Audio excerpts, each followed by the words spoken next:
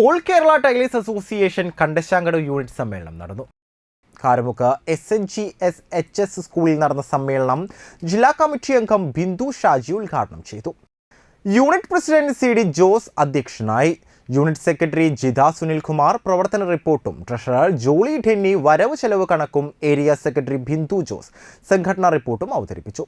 Area president Joby Krishnan, joint secretary Sheena Sunny, area treasurer Selji Shaju, committee അംഗങ്ങളായ ധനലക്ഷ്മി, റിഭിനി, സിംധു, ശ്രീജ എന്നിവർ സംസാരിച്ചു. യൂണിറ്റിന്റെ പുതിയ ഭാരവാഹികളായി CD ജോസ്, ജിത സുനിൽകുമാർ, ജോളി ഢെന്നി, ജി സന്തോഷ്, ഷീന വിവേകാനന്ദൻ, സെൽജി ഷാജു, മരിയ ജിൻസി എന്നിവരെ തിരഞ്ഞെടുത്തു. നമുക്കും കൂടി ഏറ്റെടുത്തുകൂടെ അങ്ങനെയാണ് നമ്മൾ 2006 ചാരിറ്റബിൾ ട്രസ്റ്റ് എന്ന സംരംഭത്തിന് തുടക്കം കുറിച്ചത്. അപ്പോൾ നമ്മളൊരു 110 രൂപ കൊടുത്ത് നമ്മൾ ചാരിറ്റബിൾ ട്രസ്റ്റിൽ അംഗങ്ങളായി.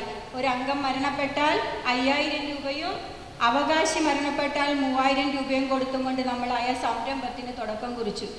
ഇന്ന് നമ്മൾ എത്തി നിൽക്കുന്നത് എവിടെയാണ്?